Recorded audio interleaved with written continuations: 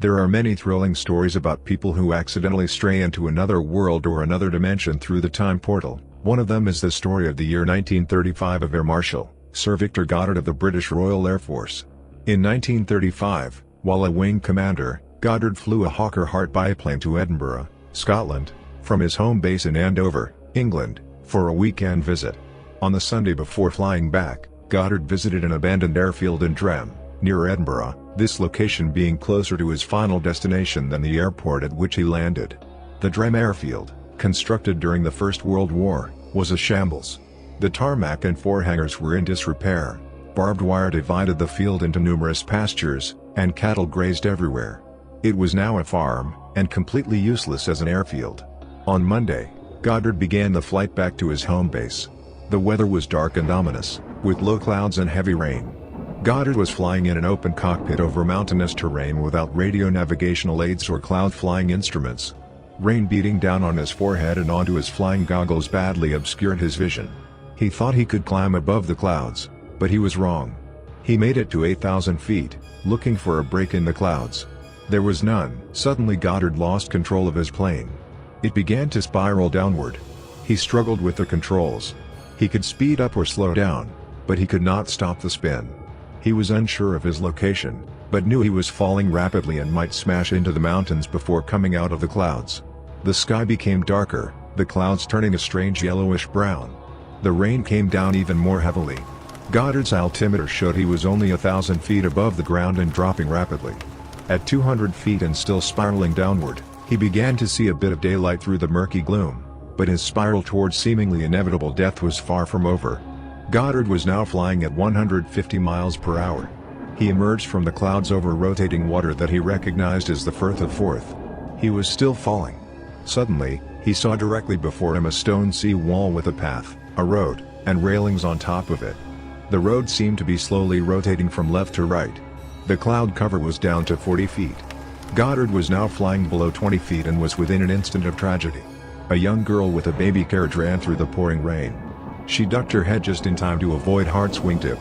Goddard succeeded in leveling out his plane after that. He barely missed striking the water after clearing the sea wall by a few feet. He was now flying only several feet above a stony beach. Fog and rain obscured all distant visibility, but Goddard somehow located his position. He identified the road to Edinburgh and soon was able to discern, through the gloom, the black silhouettes of the Drem airfield hangars ahead of him, the same airfield he had visited the day before. The rain became a deluge, the sky grew even darker, and Goddard's plane was shaken violently by the turbulent weather as it sped toward the Drem hangars and into a different world. Suddenly, the sky turned bright with golden sunlight. The rain and the farm had vanished. The hangars and the tarmac appeared to have somehow been rebuilt in a brand new condition. There were 4 planes lined at the end of the tarmac. 3 were standard Avro 504 and trainer biplanes, the 4th was a monoplane of an unknown type. The RAF had no monoplanes in 1935. All 4 airplanes were bright yellow. No RAF airplanes were painted yellow in 1935. The airplane mechanics were wearing blue overalls. RAF mechanics never wore anything but brown overalls when working in hangars in 1935. It took Goddard only an instant to fly over the airfield. He was only a few feet above the ground, just high enough to clear the hangars, but apparently none of the mechanics saw him or even heard his plane. As he sped away from the airfield, he was again engulfed by the storm. He forced his plane upward, flying at 17,000 feet and then, for a time, at 21,000 feet. He managed to return to his home base safely. Goddard felt elated when he landed. He then made the mistake of telling fellow officers about his eerie experience. They looked at him as if he were drunk or crazy. Goddard decided to keep silent about what had happened to him. He did not want a discharge from the RAF on medical grounds. In 1939, Goddard watched as RAF trainers began to be painted yellow and the mechanics switched to blue coveralls. The RAF introduced a new training monoplane exactly like the one he had seen in his flight over Drem. It was called the Magister. He learned that the airfield at Drem had been refurbished. Another 27 years went by, but Goddard never forgot what had happened. He played it through over and over in his mind. It was not until 1966 that he wrote of this experience.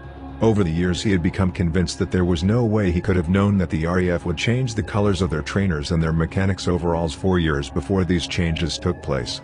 Goddard finally concluded that he must have glimpsed the future or even traveled into it for a brief moment in time. Okiku, the creepy doll that allegedly grows human hair. Okiku, aka the haunted doll of Hokkaido, is a creepy old Japanese doll residing at a temple in Iwamizawa Temple that allegedly grows human hair. Obviously, it's also said to be haunted by the spirit of a little girl. There are various legends regarding Okiku, but the most popular one speaks of a traditional Japanese doll bought by Ikachi Suzuki, a 17-year-old boy from Hokkaido, who bought it for his little sister, in 1918. It is said that the 3-year-old girl, called Kikuko, loved the doll very much, took it everywhere with her, and slept with it every night. But, as is often the case in these creepy legends, young Kikuko died one day after catching a cold, and that's when things started getting strange.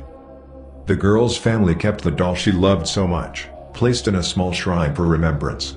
They named it Okiku, after their lost daughter, and started praying to it.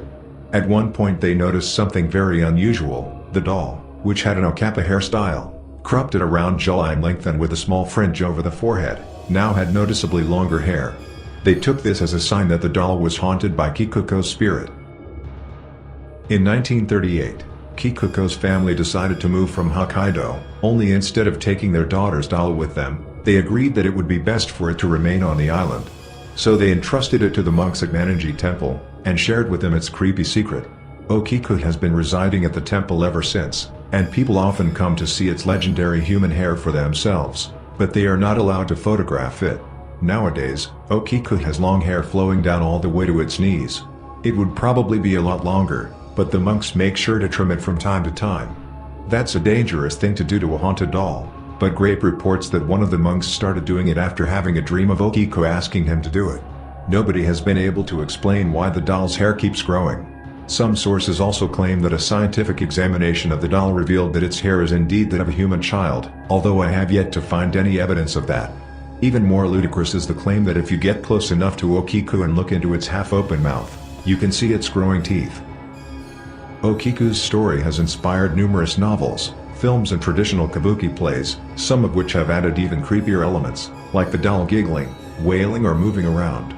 So if you're ever on Japan's Hokkaido Island and want to get stared at by a haunted doll with beady black eyes, head over to Manji Temple to meet Okiku, the famous haunted doll of Hokkaido. Lily. Now residing at Zach Bagans of Ghost Adventures Haunted Museum, Lily was made during the 1800s in Germany, and features real human hair. According to the museum's Facebook post, she was discovered by an antiques dealer, who took her home but began having recurring nightmares about a little girl who had a very bad accident. She was subsequently put up for sale at the antique shop. On one occasion, a customer's little girl spoke to the doll for 3 hours, interacting with her like a fellow child. She informed the proprietor that Lily was a little girl that had been subjected to extreme violence. When first encountering the doll, Baggins reported that he felt an immense energy radiating from the figurine. Robert the doll. Robert came to the Otto family of Key West, Florida in the early 1900s as a gift to their youngest son Robert Eugene Otto. The boy and doll became inseparable, with the child often laying blame for his misdeeds on the doll. The family alleged that the toy often seemed to change positions of its own accord. They also claimed that when their son was alone in his room, they could hear him conversing with the doll, and the doll responding in a completely different voice. After Eugene's death in 1974, Robert was given to the East Myrtella Museum. Visitors who have taken his picture without permission claim to have experienced terrible misfortune as a result of their transgressions. Robert is surrounded by letters of apology and admiration. Ruby. Ruby is a porcelain doll with a penchant for moving around from place to place. Currently residing with the Traveling Museum of the Paranormal and the Occult, she comes from mysterious origins. Her previous owners said she had originally belonged to a little girl in the family, who died while holding the toy. Following that tragedy, she was passed down through generations until coming to her current residence at the museum. Visitors often report experiencing an overwhelming feeling of sorrow radiating from Ruby.